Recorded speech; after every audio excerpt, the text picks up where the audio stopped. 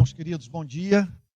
Eu assumi o compromisso com a igreja de fazer uma exposição nessas manhãs de domingo sobre todos os milagres de Jesus. Então, passando um pente fino do Evangelho de Mateus até o Evangelho de João. Nós vamos analisar literalmente todos os registros históricos referentes às obras milagrosas de Cristo. Não apenas as de cura, mas as suas impressionantes intervenções na natureza. Então eu vou pedir que você abra a Bíblia no Evangelho de Mateus capítulo 8. Hoje é um domingo muito especial, Dia das Mães. Meu primeiro domingo sem a companhia da minha mãe, a quem eu perdi faz aproximadamente 3 meses. Então, um domingo que famílias inteiras têm compromissos na hora do almoço. Então, a expectativa de todos estarem juntos em comunhão. Por isso, nós vamos ter um culto mais enxuto, mais objetivo, a fim de que os irmãos não cheguem atrasados nos seus compromissos aí com os seus familiares, tá bom? Então, vamos lá, Mateus capítulo 8, verso 1. Todos encontraram? Mateus 8, verso 1 diz assim: quando Jesus desceu do monte, grandes multidões o seguiram. E eis que um leproso aproximou-se e o adorou, dizendo: Senhor, se quiser, pode me purificar. E Jesus, estendendo a mão, tocou nele, dizendo: Quero sim, fique limpo. E no mesmo instante, ele ficou limpo da sua lepra. Pai Santo, abra o nosso entendimento para a compreensão da Tua palavra. E possamos extrair desse texto aquilo que haverá de nos comunicar esperança. Conhecer melhor a verdade. E amar ao Deus Trino. Em nome de Jesus, Senhor. Amém. Amém. Os irmãos podem ficar sentados.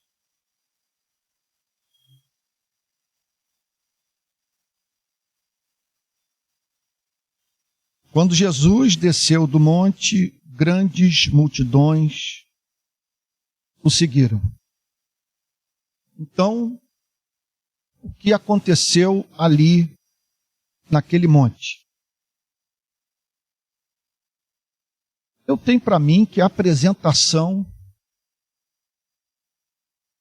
das verdades mais encantadoras, simétricas, libertadoras, que a espécie humana pôde ouvir da boca de alguém. Ele desce do monte, no qual ele acabara de fazer a sua exposição, que veio a ser chamada historicamente de o Sermão da Montanha. Ele remete os seres humanos para um mundo absolutamente encantador. Se o mundo do Sermão da Montanha é real, a vida tem sentido. E ali nós estamos diante de um Deus ao qual o Senhor Jesus nos estimula a chamar de Pai. Um Deus encantador. Encantador. Quer dizer, nem sei se eu deveria contar isso, mas circula nas redes sociais uma história. Eu não sei nem se eu falei isso na semana passada, mas eu ri tanto com que o relato foi contado, de um ator inglês do passado, ainda vivo, e que foi fazer uma gravação nas Filipinas.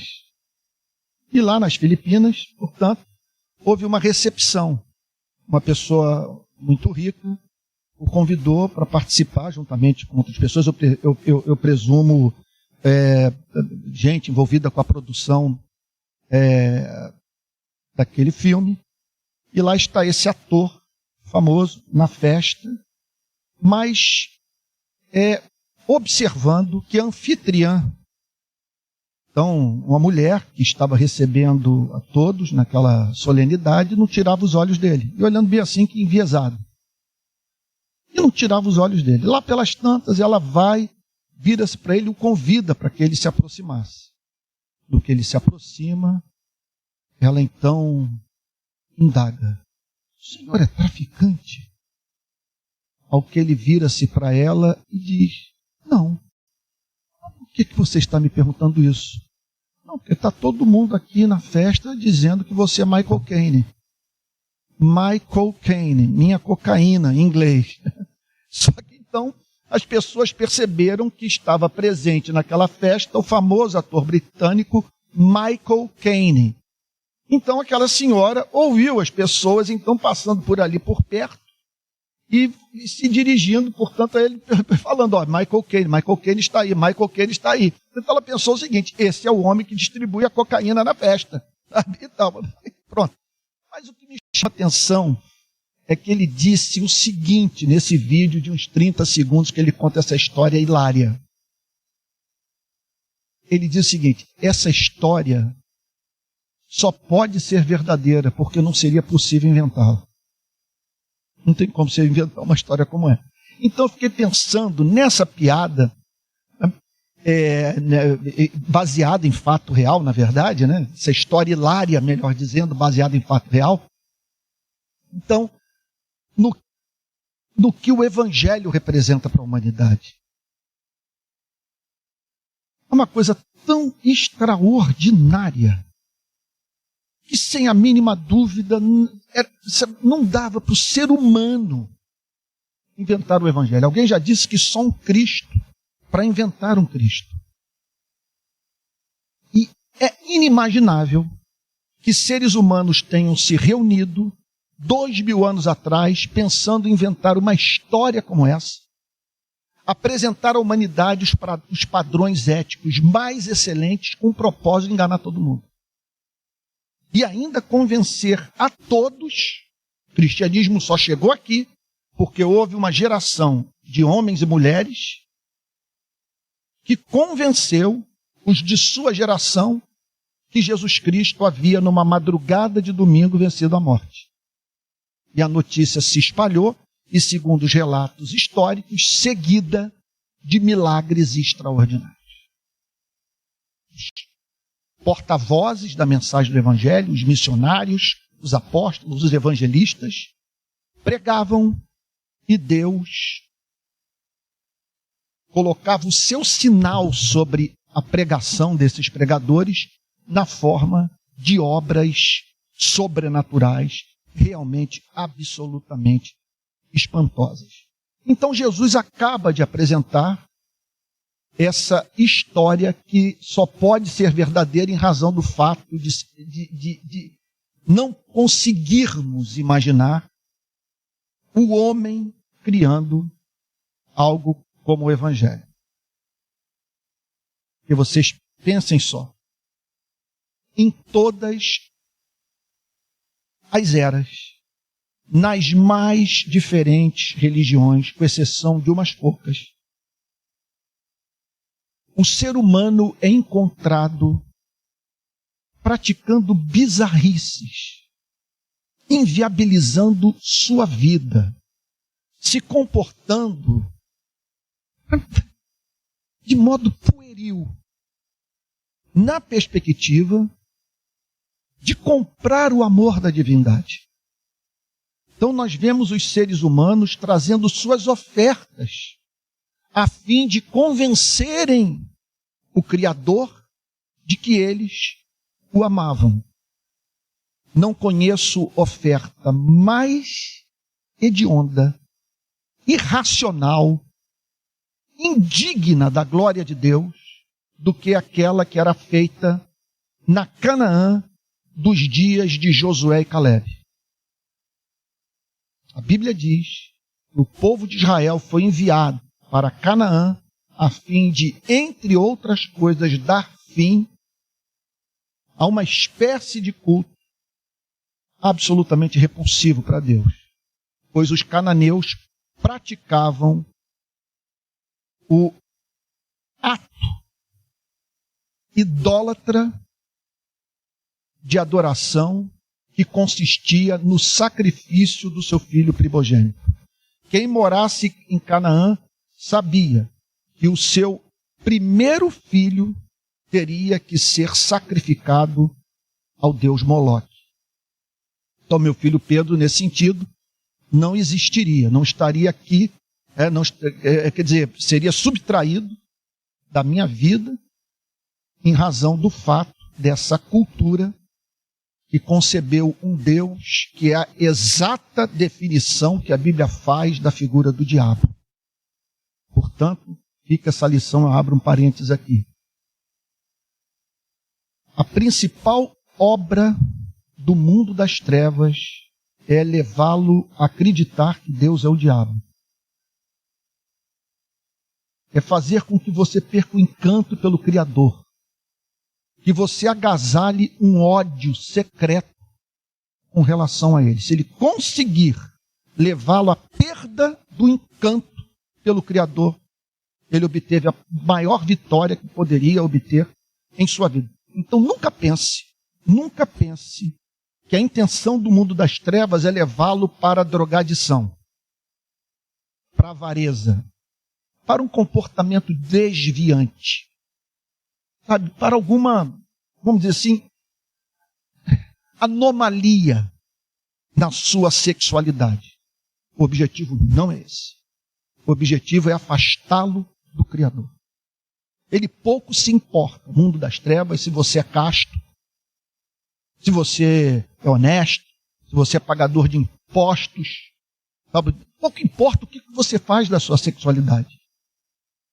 A meta precípua desse mundo espiritual é afastá-lo do seu Criador. E às vezes é interessante que você se torne um respeitável conservador.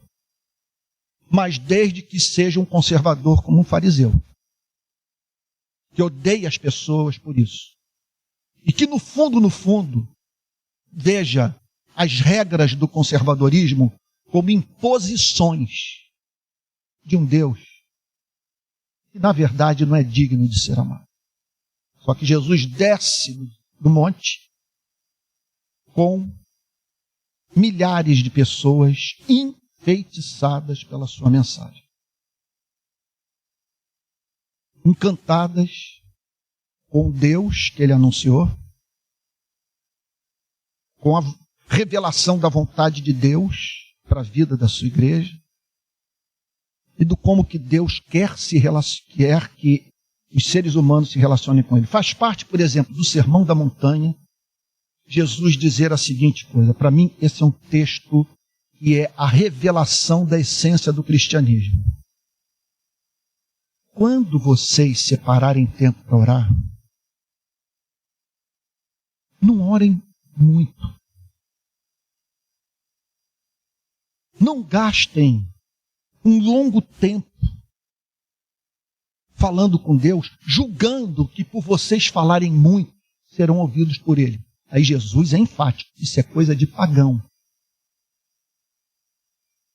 Mas quando você orar, entra no teu quarto, fecha a porta, e aí você vai orar ao seu Pai, que está em secreto.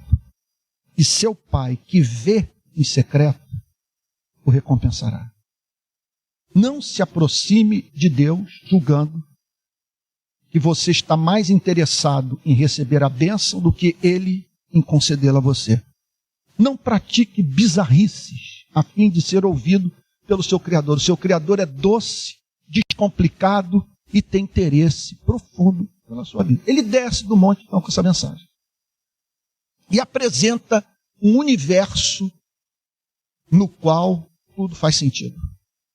O universo é governado pelo Pai, é o que ele diz no Sermão da Montanha. Só que quando ele chega no sopé do monte, ele se depara juntamente com a multidão com um fato que parecia militar contra tudo aquilo que havia sido ensinado. Um homem coberto de lepra. Isso é a mesma coisa que após o culto aqui na BI, estamos no centro do Rio de Janeiro. Para quem nos acompanha dos demais estados do país, eu estou falando do centro do Rio de Janeiro. Quando nós sairmos, descermos do elevador do auditório da BI, botarmos os nossos pés na Araújo, Porto Alegre, seja qual for a direção que nós tomemos, vamos nos deparar com a mendicância. Com seres humanos em situação de rua. Vamos nos deparar com famílias inteiras dormindo debaixo de marquise. E uma cena que confronta a nossa fé. Se Deus é bom e todo-poderoso, como explicar a condição de vida desses seres humanos? E foi o que aconteceu naqueles dias. Jesus desce do monte e se depara, com a companhia dos seus discípulos, aquela multidão, com um homem com seu corpo tomado de ferida. E o texto diz que o leproso aproximou-se de Cristo e o adorou, dizendo: se quiser, pode me purificar.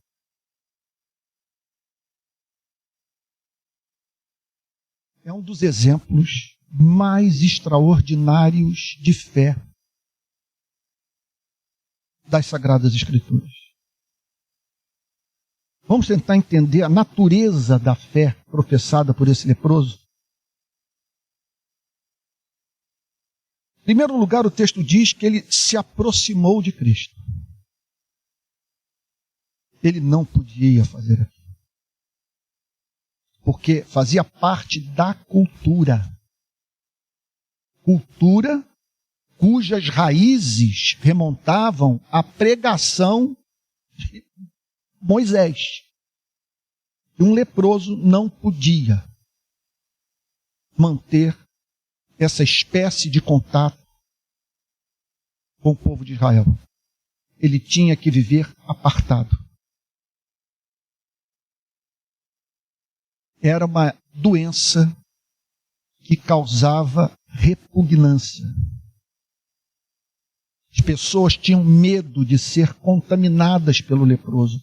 E não poucos viam o leproso como alguém que tão somente externalizava no seu corpo a realidade da lepra interior, da contaminação pelo pecado. Estavam, portanto, diante de alguém considerado amaldiçoado por Deus. E o impressionante é que ele se aproxima de Cristo.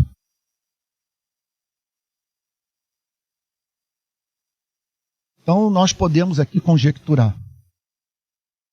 É uma pena que o texto não me dá liberdade para afirmar com 100% de certeza o que se passa pela minha mente, pela nossa mente, quando nós examinamos essa passagem. Mas eu tenho como quase que absolutamente certo que ele tomou conhecimento que Jesus era diferente de todos e que ele podia, portanto, com sua lepra, se aproximar de alguém que de maneira nenhuma haveria de rechaçá-lo.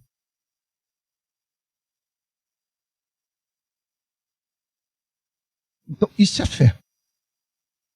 Essa aproximação tem que ser explicada por nós.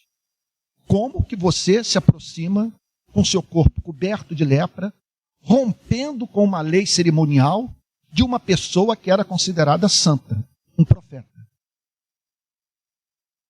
Então, nós estamos aqui diante de uma atitude extraordinária de fé. O que é a fé? Vocês me perdoem dizer, a fé é a cara de pau de você se aproximar diante de Deus, certo de que apesar de ter feito o que você acabou de fazer, Ele não haverá de deixar de ouvir a sua oração. Olhe para a parábola do filho pródigo. O que é fé?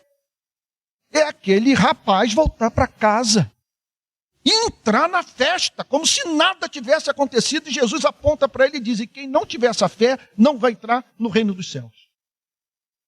A fé é o que o habilita a receber a roupa nova, o anel no dedo, a sandália nos pés e participar do banquete pelo retorno. E o que é a fé? É você ficar surdo para a voz do irmão mais velho e dizer: vai para o inferno. Que a lei vá para o inferno. E eu não quero mais saber do padre, do pastor, da minha consciência. E não temo mais o juízo final. Só ouço o Pai. Só ouço o Pai. Então ele se aproximou de Jesus. O que o impede de se aproximar de Cristo? O que é fé? Fé é depois... Não sei o que você fez hoje de madrugada. O que você fez ontem à noite. Mas é você acreditar que, mediante a confissão, Deus haverá de lidar com você como se nada tivesse ocorrido nessa madrugada. Isso é fé. Você se aproxima. Por isso que o apóstolo Paulo diz que essa aproximação tem que ser ousada. O que caracteriza essa ousadia? Confiar, palavras de Lutero, mais na misericórdia dele do que na minha inocência. E o leproso se aproxima, mas não apenas isso. Ele desmorona. Ele adora a Jesus. Ele expressa respeito por Cristo. Ele manifesta estar presente diante de um enviado de Deus.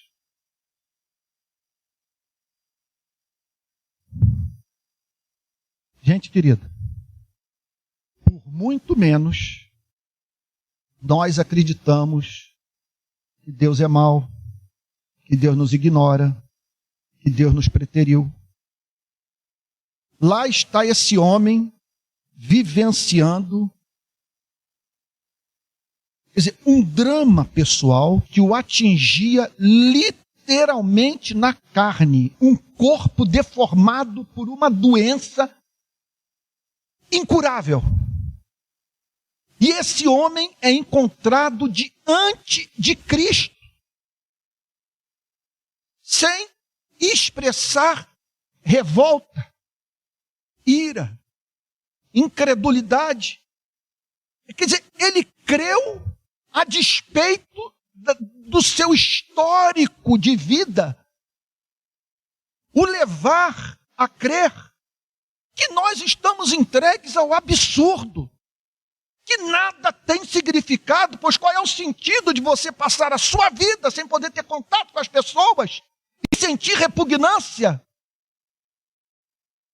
por si mesmo? E lá está esse homem, que isso é mais uma extraordinária manifestação de fé. Ele se prostra diante de Cristo, ele o adora, ele reconhece a majestade de Cristo em alguma extensão. Não estou dizendo que ele tinha uma cristologia, uma compreensão de quem Cristo era completa. Mas o que ele conhecia foi suficiente para que ele se quedasse aos pés do Senhor Jesus. Isso é fé. O que é fé? Fé é uma confiança implícita no amor de Deus. É a recusa de se dedicar ao exercício de tentar entender os planos inescrutáveis de Deus. Então, o que é fé?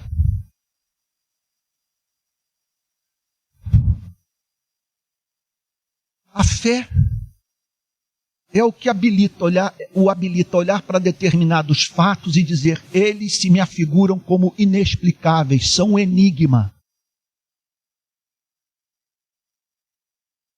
Eu não sei porque Deus os permitiu, Mas uma coisa eu sei. O fato de eu não ver sentido em algo não significa que não haja sentido para aquilo que eu estou contemplando. No lugar dele, eu não faria melhor. E minha própria inquietação, o meu anelo por viver num mundo no qual pessoas não sofram tanto, é evidência de que existe um Criador santo, justo e bom, porque caso contrário eu não teria as preocupações que eu tenho. Se a resposta está com o darwinismo, sem Deus, desenvolveu-se em mim um sentimento totalmente antinatural, que é o desejo de viver no universo justo. E desejar viver no universo justo significa pressupor a existência de Deus. Então ele o adora. E não apenas isso. Gente, isso aqui é uma coisa impressionante. A expressão de fé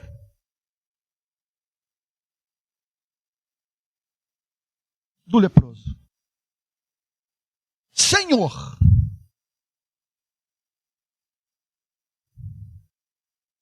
se quiser, pode me purificar. Ele está ao mesmo tempo dizendo duas coisas. A primeira delas, eu não tenho a mínima dúvida de que o meu problema não é intrínseco ao universo.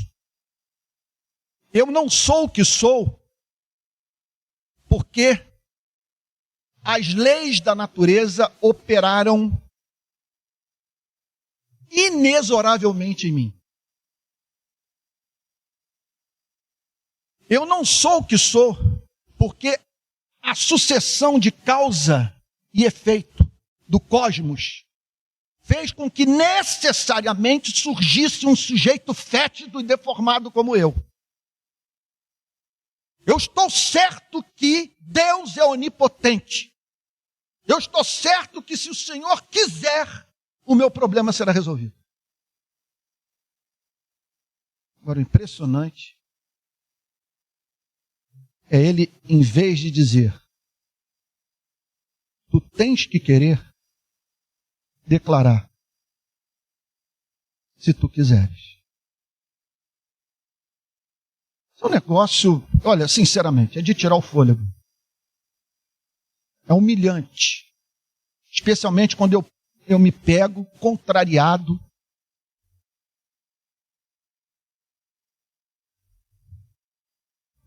Com aquilo que eu poderia chamar de insignificante. E me vejo me comportando como um cristão mimado. Se quiser, pode me purificar. Portanto, eu sei que eu não estou diante de um problema para o qual não haja solução.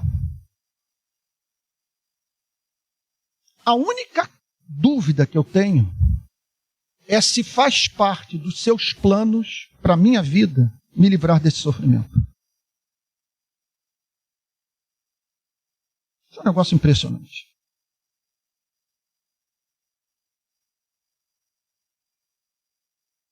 Bom, falamos aqui sobre a fé do leproso. Vamos mudar agora o foco.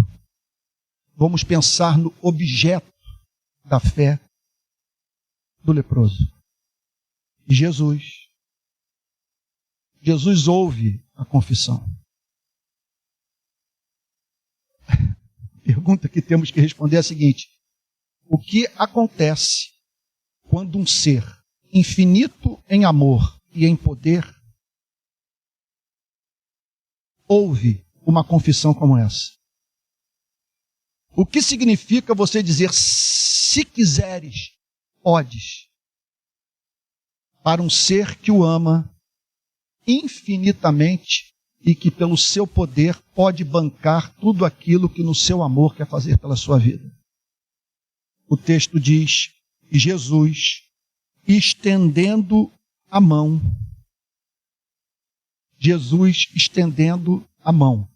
Isso aqui, você tem que guardar essa imagem, porque a Bíblia, ela nos ensina a teologia de duas formas. Primeiro, diretamente, por meio de proposições, de afirmações doutrinárias, que são encontradas nas seções doutrinárias das Sagradas Escrituras. Mas a Bíblia também nos ensina a teologia por meio das suas narrativas. E essas narrativas, elas nos socorrem porque apresentam a verdade da forma que os seres humanos mais costumam assimilá-la facilmente, que é por meio de imagens. Então, uma confissão de fé é feita. E a Bíblia declara Jesus estendendo a mão. Isso é oração. O que é oração? É você acionar o braço que sustenta o cosmos. Nesse sentido, que desperdício é deixarmos de orar, de ter essa mão estendida sobre a nossa vida, sobre a vida daqueles que nós amamos, sobre os nossos planos, os nossos sonhos, aqueles aos quais queremos socorrer. Jesus estendendo a mão, o texto diz, tocou nele. Todos nós estamos familiarizados, e é isso que o próximo milagre que nós vamos examinar domingo que vem nos mostra, que Jesus não precisava tocar em ninguém para curá-lo. Na semana que vem nós vamos tratar da cura do servo do centurião. Observe como que o milagre está do lado do outro, de propósito. Porque no milagre do leproso, Jesus toca no seu corpo. No milagre do servo do centurião, Jesus, nem contato físico. Jesus simplesmente não teve contato visual com o servo do centurião. Uma vez que o centurião, aquele capitão da PM, sabe? Ou sei lá, alguém ligado, portanto, às forças policiais, às forças militares, aquele centurião, diz o seguinte: Senhor, minha profissão é muito complicada. No exercício dela, eu fiz coisas muito tristes. Me lembro do meu pai policial morrendo, dizendo: se eu tiver que entrar no céu, vai ser pela misericórdia de Deus, porque eu sou pecador. Então, Senhor, eu não sou digno que o Senhor entre na minha casa. Manda uma palavra e o meu servo será curado. E o servo foi curado. Agora aqui, nós encontramos o Senhor Jesus tocando no corpo do leproso. A intenção é explícita. Primeiro, comunicar aceitação. Segundo, comunicar empatia. Terceiro, comunicar acolhimento. Quarto, dar um testemunho público de que o considerado impuro está sendo considerado puro pelo Filho de Deus. Aí eu conjecturo aqui com vocês. Qual foi o último toque que esse homem recebeu no seu corpo no decurso da sua vida? E Jesus vence todas as barreiras culturais, vence barreiras sanitárias, estéticas, e toca no corpo do leproso. E assim, de uma forma gráfica, nos apresentando o amor redentor de Deus, que é o Deus que pode ter comunhão com leprosos, que é o Deus que nos acolhe conforme dele nos aproximamos. E o texto prossegue dizendo: Jesus, estendendo a mão tocou nele. O que se passou naquele segundo na cabeça do leproso? Ele está tocando em mim. Ele veio a entender quando o toque trouxe no seu vácuo uma declaração: quero sim. Fica limpo. E aqui nós estamos, ao lermos essa narrativa, diante da cosmovisão cristã, da visão cristã de universo. Deus não criou um cosmos que escapou ao seu controle. Ele não pode destruir a sua onipotência, ou seja, criar uma espécie de universo capaz de não se sujeitar à sua vontade.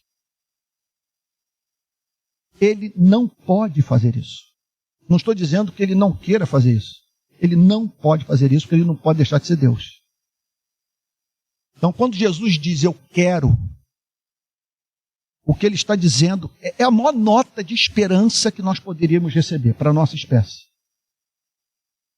Ele está dizendo o seguinte: que Deus tem autoridade para realizar todos os sonhos do seu amor. Que não há nada que o impeça de olhar para o cosmos e dizer eu quero que o cosmos seja purificado. Eu quero banir do universo toda maldade. Quero. Fique limpo. E o texto, no verso 3, conclui a descrição do milagre, dizendo o seguinte: e no mesmo instante. Observe, portanto, que esse poder é tamanho que esse Deus é livre para imprimir o ritmo que ele bem entender para a consecução das suas obras providenciais. Então você tem que entender isso. Quando as coisas não acontecem instantaneamente na sua vida, não é porque falte poder ou interesse da parte de Deus. As soluções podem ser instantâneas e quando não são, é porque Ele sabe que esse espinho que está na sua vida cumpre um papel fundamental na sua existência. Ele humilha, ele o torna mais dependente de Deus, ele o faz viver na companhia do seu Criador. E só na eternidade você poderá mensurar todos os benefícios auferidos por essa estranha forma de Deus o amar. Então, abra um parênteses para dizer o seguinte: eu não sei quantas pessoas em Israel, ninguém pode saber disso, ao verem aquele leproso, foram levadas a ter dúvida da bondade divina. A história desse leproso nos ensina uma importante lição. Você não tem acesso a todos os fatos. Aguarde o final da história. Porque no livro de Apocalipse está escrito que quando o reino dele for definitivamente implantado, toda lágrima haverá de ser enxugada. Nós não teremos mais nenhum motivo de tristeza na vida. E no mesmo instante, ele ficou limpo da sua lepra. E assim, nós ficamos face a face com o Deus que diz para você e para mim: os impossíveis dos homens são possíveis para Deus, são possíveis para mim. E o meu amor me move a usar desse poder para fazer pela sua vida o que você não é capaz de fazer por si mesmo para se livrar dos seus infortúnios. Então, eu concluo dizendo o seguinte: que Deus nos conceda graça, é uma oração que eu faço, para que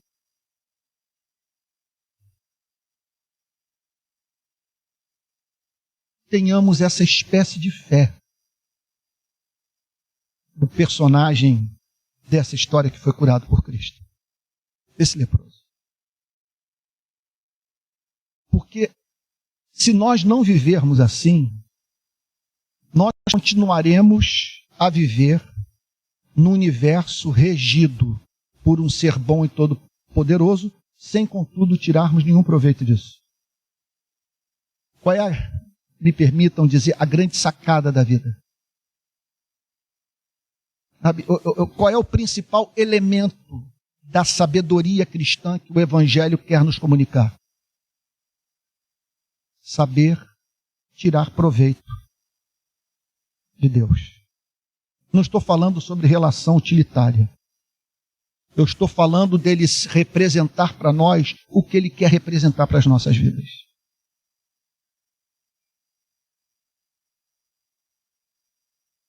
E não percamos de vista, jamais, que o Cristo do Sermão da Montanha, o Cristo que desceu do monte, é o mesmo Cristo que se encontra conosco no vale.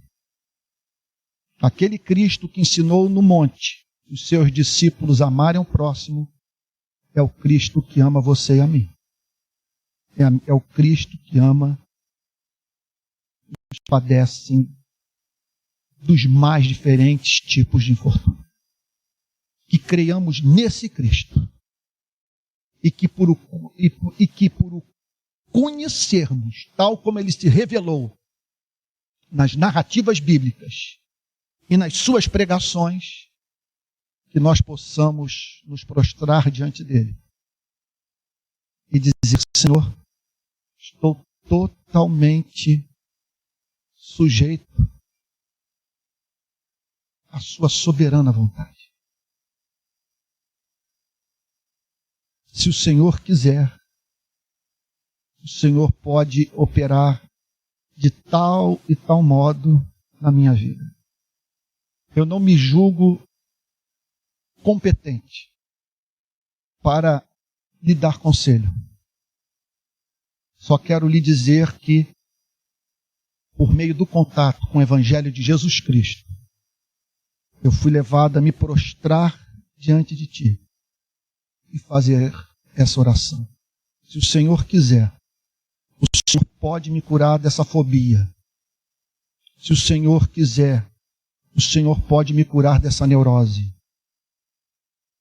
Se o Senhor quiser, o Senhor pode me curar desse sofrimento físico. Se o Senhor quiser, o Senhor pode me ajudar a pagar as minhas dívidas. Se o Senhor quiser, eu posso passar a exercer uma profissão que me traga retorno pessoal. Se o Senhor quiser, eu posso vencer as minhas lepras morais.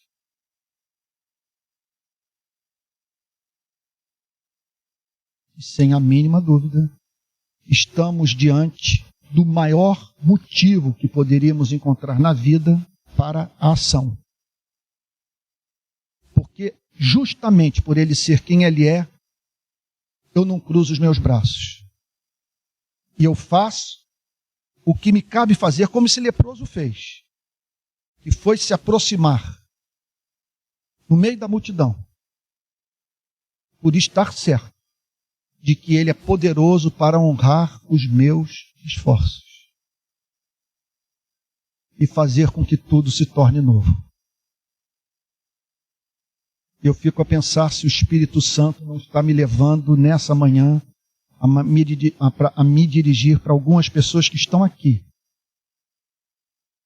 Pessoas que estão nos acompanhando pelas redes sociais.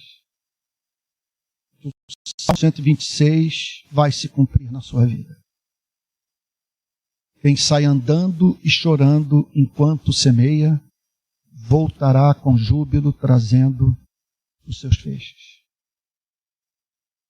15 anos atrás, alguns amigos e eu começávamos a luta pela redução de homicídio no Rio de Janeiro.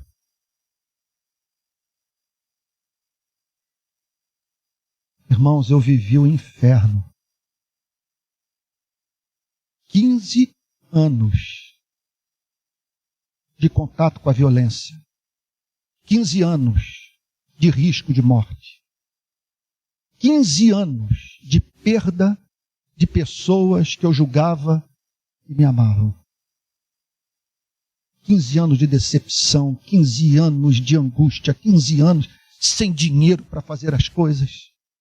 15 anos tocando nesse vespeiro que é a segurança pública do Rio de Janeiro.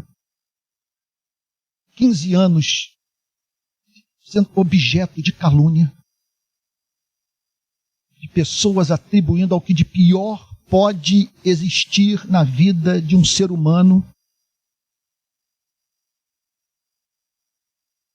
o motivo das minhas ações. Sei que os amigos que têm me acompanhado experimentaram o mesmo. E hoje, 15 anos depois, ocorre o que eu jamais poderia imaginar que pudesse ocorrer 15 anos atrás. O principal jornal do Brasil anuncia que um documentário está sendo feito sobre esses 15 anos de história. Um longa-metragem que vai mostrar as entranhas do movimento. Parte do que vivenciamos. Mas não sem exaltar o nome do nosso Senhor e Salvador Jesus Cristo. 15 anos atrás, eu disse para mim mesmo: lutar pela defesa dos direitos humanos, lutar pela preservação do direito à vida, lutar pelo fim da desigualdade de oportunidade de vida nesse país é corolário do Evangelho. É a encarnação dos ideais do Sermão da Montanha.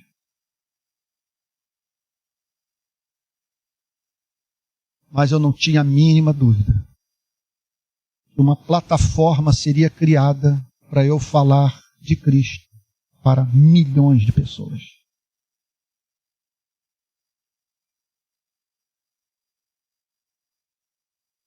Se quiseres, podes. Eu não sabia se 15 anos depois eu estaria vivo. Não foram poucas as vezes que eu falei para Deus: Senhor, cuida da minha família, se eu tiver que partir, eu quero partir no meu posto. Porque o Senhor não tem nos dado espírito de covardia, mas de poder, amor, de moderação. Eu não vou arredar o pé. E aprove a Ele querer a preservação da vida, que fizéssemos o nosso trabalho e agora nos víssemos diante da oportunidade rara de correr festivais de cinema na América Latina inteira. Certamente na Europa, nos Estados Unidos. Da nossa história cair numa rede de streaming. E milhões, quem sabe bilhões, já que haverá legenda em inglês e em espanhol, tomarem conhecimento do fato de que o cristianismo não é o ópio do povo. Que o contato com Jesus é muito perigoso para os detentores do poder econômico e do poder político.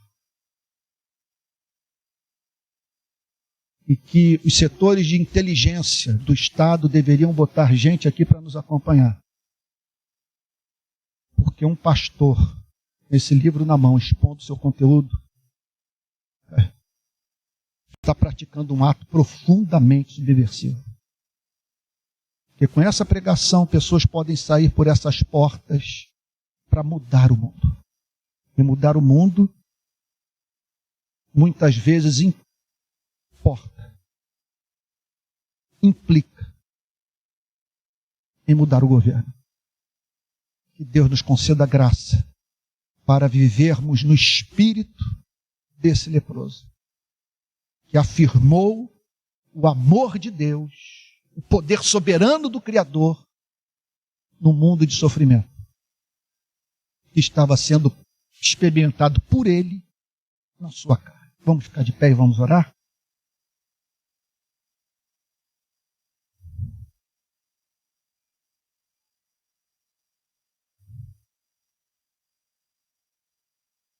Vou pedir para o Márcio. Márcio, você pode nos dirigir em oração, por favor? Márcio tem sido um guerreiro, tem estado conosco, trabalhando duro para fazer essa igreja se tornar uma realidade. Vou pedir para que Márcio ore para que o Deus que curou esse leproso se manifeste na nossa vida. Amém. Pai, nós louvamos o Teu nome, Senhor. Queremos, Senhor, Te pedir, ser conosco. Ajuda-nos, Senhor, a ter essa fé desse leproso, Senhor. Sim, meu Deus. Meu Pai, de tudo que nos dirigimos a Ti, eu Te peço, ajuda-nos, Senhor. Sim, meu Deus. Se Tu quiseres, Senhor, nós podemos crer dessa forma. Pai amado. Que mudanças sejam realizadas, Senhor, nessa fé, baseada em Ti, Senhor, esse Deus altíssimo, esse Deus poderoso, esse Deus que muda todas as realidades e transforma, Amém, Senhor, Amém. os corações de pedra em corações de carne. Para Te adorarem, para Te amarem e para Te respeitarem. Amém, Jesus. Sê conosco, Pai. Te agradecemos por esse momento, te agradecemos pela riqueza dessas mensagens que têm saído desse Jesus. púlpito, pelo esse alimento, Senhor, que tem direcionado as nossas Amém, vidas Jesus. e mudado todo o nosso Amém, parâmetro Jesus. de ver, Senhor, das coisas. Amém. Que nós possamos, Senhor, dia após dia, caminhar em direção a Ti. Amém, Jesus. Em luz, em conhecimento, em adoração. Amém, meu Deus. E sabendo que só Tu és Deus. Amém. Louvado seja o Teu nome, Senhor, por tudo e em tudo, em nome de Jesus. Amém. Amém, Jesus. Amém. Os irmãos podem ficar assentados.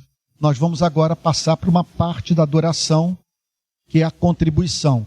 Eu não vou gastar muito tempo falando sobre isso. Eu acho ridículo o pastor passar a maior parte do culto falando sobre contribuição. Olha, todos somos maduros. Nós sabemos que isso aqui não recebe a verba do Estado. Município, Estado e União não nos ajudam. Não tem nenhum empresário bancando a gente. Todos os recursos são essas contribuições. E nós estamos com custo fixo entre 20 e 25 mil reais. 20 e 25 mil reais. Entre o aluguel do auditório da BI, entre a ajuda que está sendo prestada a pessoas que estão nos ajudando, entre compra de equipamento, e agora nós vamos também ter que ter um contador e um tesoureiro, em razão do fato de que nós estamos nos organizando juridicamente para sairmos dessa situação altamente desconfortável para mim, que é de usar o meu Pix para podermos receber dinheiro. Nós precisamos de um Pix. Isso aqui, como não tem nenhuma instituição por trás do que nós estamos fazendo, ok? Passamos a usar meu Pix, mas eu espero que em Deus nós em breve estejamos organizados juridicamente. Não fizemos ainda porque a burocracia desse país é infernal. Tá bom? Então, caso você queira enviar a sua oferta voluntária, nós não somos partidários do discurso de que quem não dá o dízimo vai ser amaldiçoado por Deus. Você ofereça aquilo que está no seu coração. Aquilo que você julga que é possível e que vai fazer e vai ajudar essa causa. Então, você que está aqui pode trazer a oferta para o gasofilácio ou pode usar essas máquinas de crédito de débito. Então, nós temos pelo menos 2 aqui na parte de trás da igreja. E caso você queira fazer contribuição pelo Pix, nós estamos usando o Pix 864-759-16749. Então, me parece que está aí na tela da televisão. É isso aí, tá bom? Vamos, então, separar esse tempo ofertório e logo após nós encerraremos o culto para todos poderem participar com alegria do Dia das Mães, tá bom?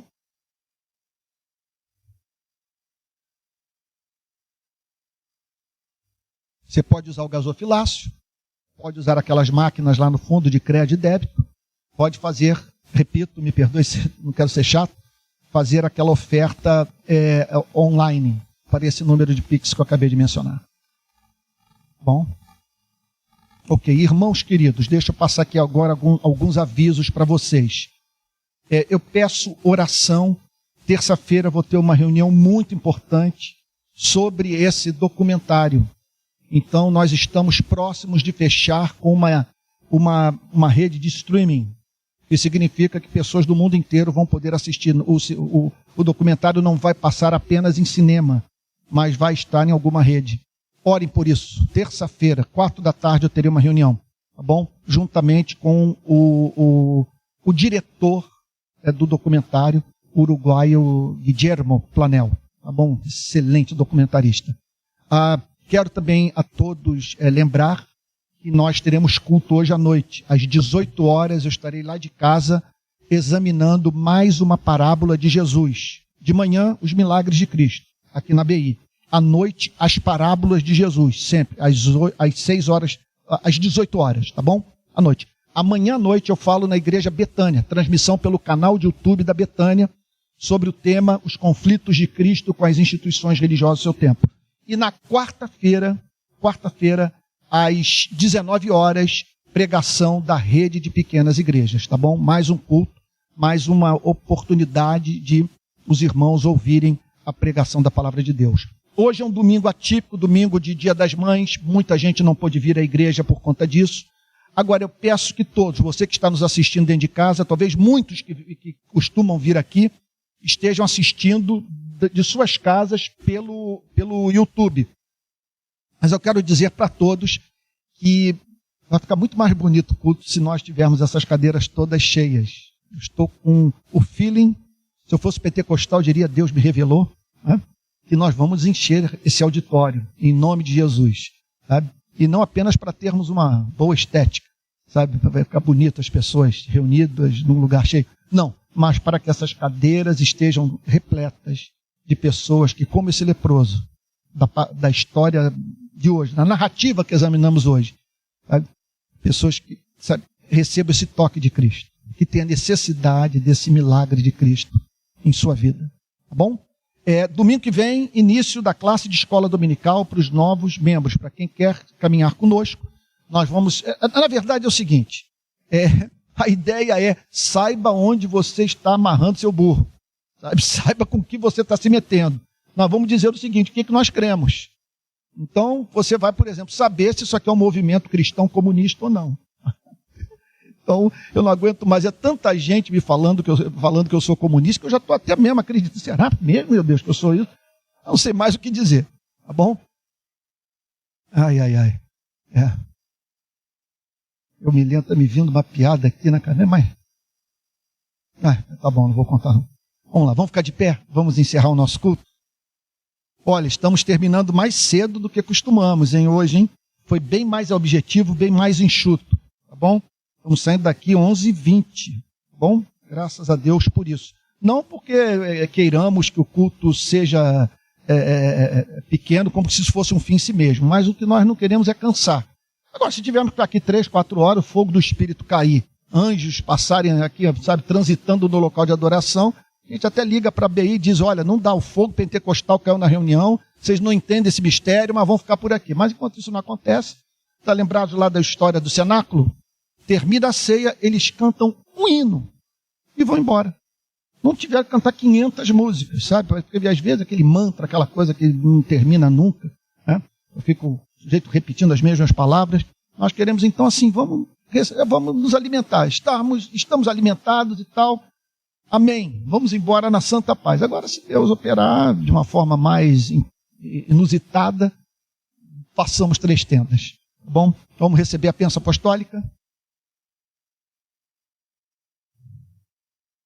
Senhor, nós te agradecemos por essa manhã tão rica, porque a história desse leproso falou sobre teologia, sobre visão de mundo, falou sobre a essência da nossa fé, falou sobre o nosso Deus e da resposta que devemos dar à existência do Pai de Jesus Cristo. que a graça do nosso Senhor e Salvador Jesus Cristo, o amor de Deus o Pai e a comunhão do Espírito Santo sejam com cada um de vocês, desde agora e para todo sempre. Amém.